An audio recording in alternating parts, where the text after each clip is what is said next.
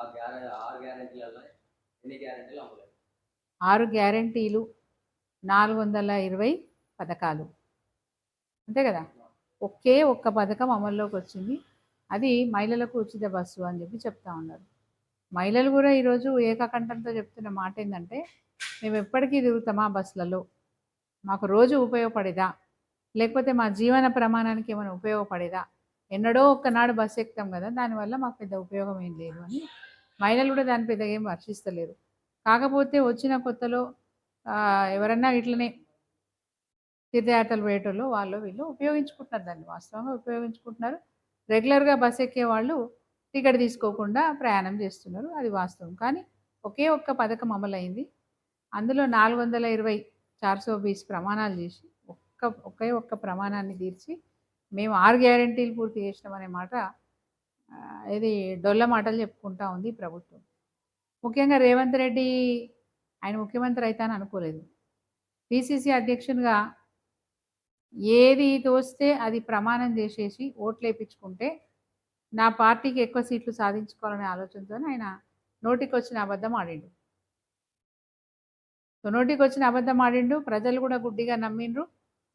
కేసీఆర్ గారి కంటే బాగా చేశారట, ఇంకా ఏవో కొత్త కొత్త పథకాలు చెప్తున్నాడు, మేము బాగుపడతామేమో, మాకు ఇంకా కూడా బాగా సౌకర్యాలు సదుపాయాలు పథకాలు అందుతాయనే ఆలోచనతో భ్రమపడి ఓట్లేశారు.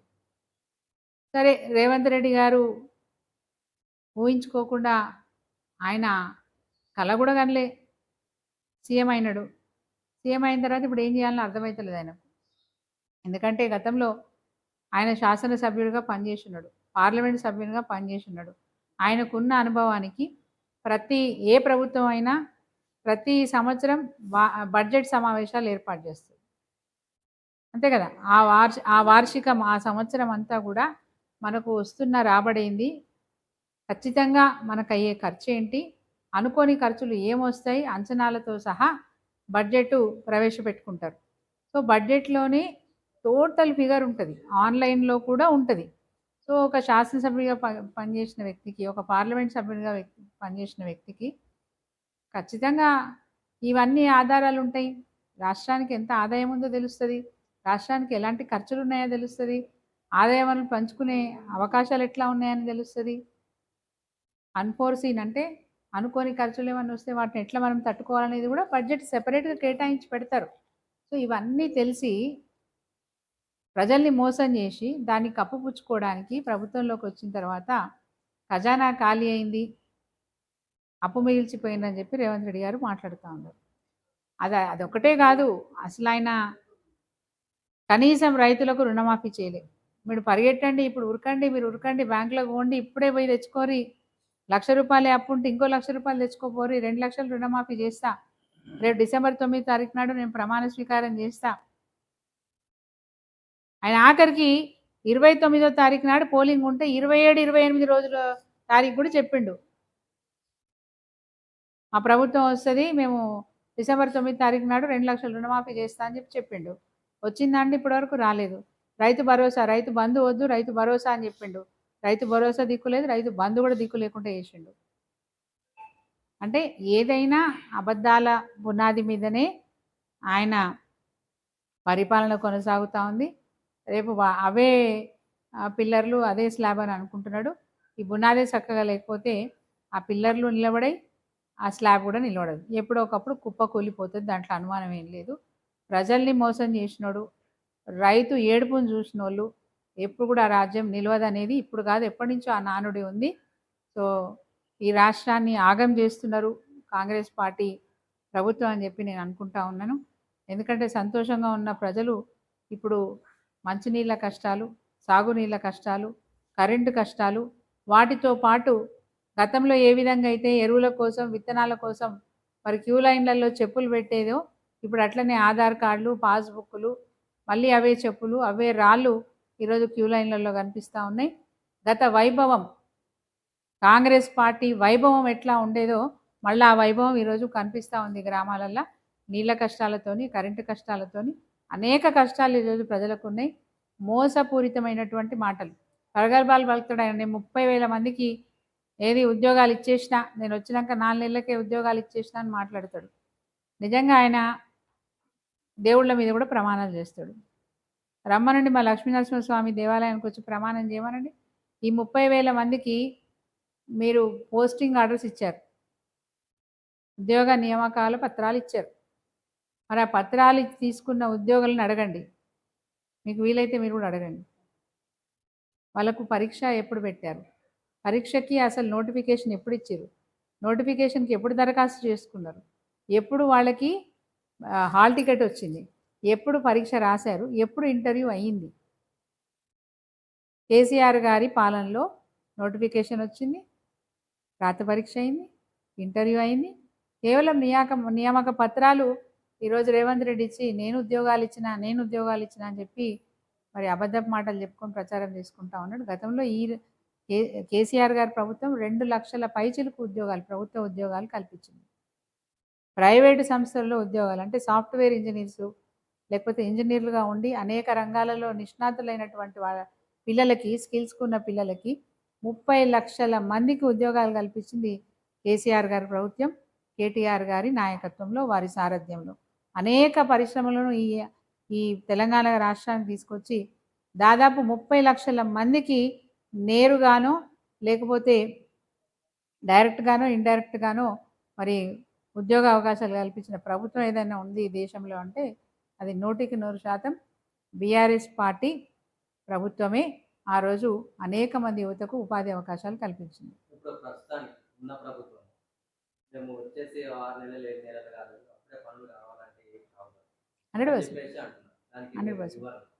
నేను చెప్తున్నాను కదా, ఆంధ్ర పాలకులు ఈ రాష్ట్రంలో ఏలినప్పుడు వాళ్ళు ఏమి చేయలేదని పోరాటం చేసి తెలంగాణ తెచ్చుకున్నాం.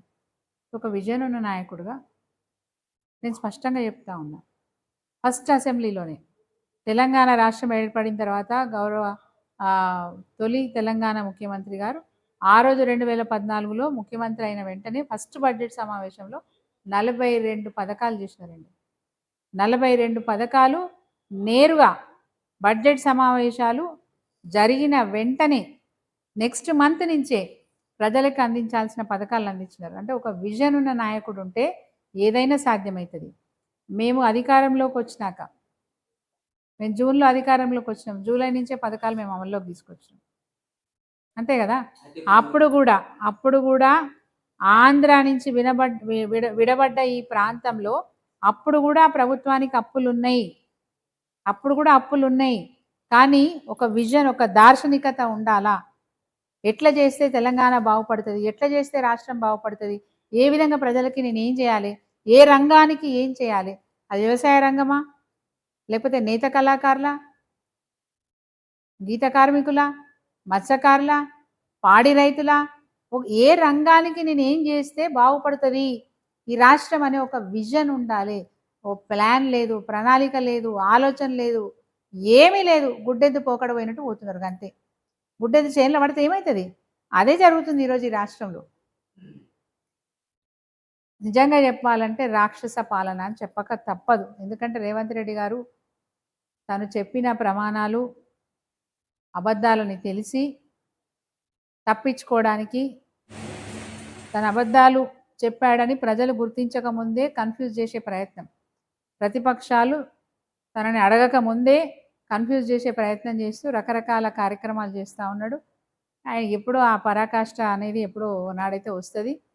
డైవర్ట్ చేయడం అంటే తను చేస్తున్న పని మీద ఎవరు కూడా గొంతు లేపకముందే ఇంకొక పని మీదకి డైవర్ట్ చేస్తారు.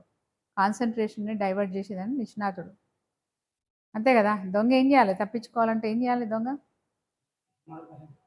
మార్గాలు ఎత్తుక్కోవాలి. ఎవరి మీదో నెపని నెట్టేస్తే బాగుంటుంది అన్నట్టుగా చూస్తారనమాట. ఆయన కూడా అదే పని చేస్తూ ఉన్నాడు. ఈ దొంగ ఏదో ఒక విధంగా రాజముద్ర మారుస్తా, రాష్ట్రీయ గీతం మారుస్తా, రాష్ట్రీయ గీతం మీరు ఇయ్యలేదు, ఈజ్ ఇట్ సో అర్జెంట్? ఇప్పుడు వెంటనే పేదోడికి బువ్వ పెట్టేస్తుందా అది? నిరుద్యోగానికి వెంటనే ఉద్యోగం ఇచ్చేస్తుందా అది? అవన్నీ అవసరమే కానీ చేయాల్సిన పనులు చేయకుండా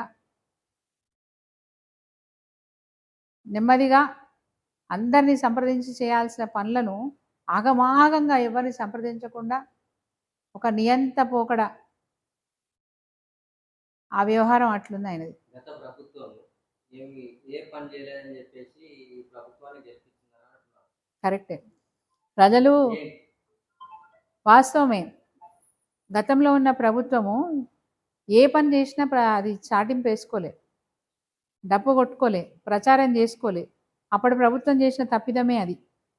రైతులకు రైతు బంధు ఇచ్చినా, రైతులు ఒకవేళ పొరపాటున అన్నం పెట్టే రైతు కాలం చేసినా ఆ కుటుంబానికి 5 లక్షల రూపాయలు ఇచ్చినా, ఆడబిడ్డలు ఎవ్వరు కూడా బిందెలు పట్టుకొని రోడ్ల మీదకి పోవద్దని చెప్పి ఇంటి దగ్గరికే నల్ల మంచినీళ్ళు, సురక్షితమైనటువంటి నీళ్లు ఇంటి వరకు తీసుకొచ్చి అందించినా, ఆడపిల్ల పెళ్లికి కళ్యాణ లక్ష్మి పథకం, షాదీ ముబారక్ పథకం ద్వారా 1,00,000 రూపాయలు సహాయం చేసినా, అమ్మాయి కడుపుతో ఉంటే అమ్మాయి హాస్పిటల్కి పోవడానికి రావడానికి 102 వాహనాన్ని ఏర్పాటు చేసిన, వారు కాన్పు పోతే వారి కేసీఆర్ కిట్టు ఇస్తూ ఆరోగ్య లక్ష్మి పథకం ద్వారా 13,000 రూపాయలు ఇచ్చినా ఇవి ప్రచారం చేసుకోలేదు కాబట్టే, అలాంటి ప్రచార కార్యక్రమాలు చేయలేదు కాబట్టే ప్రజలు ఇంకా ఏదో మాయమాటలు చెప్తారు, ఇంకా ఏదో చేస్తారని అంటున్నారు కాబట్టి ఇంకొకరికి మరి అవకాశం ఇచ్చారని మేము అనుకుంటా ఉన్నాం.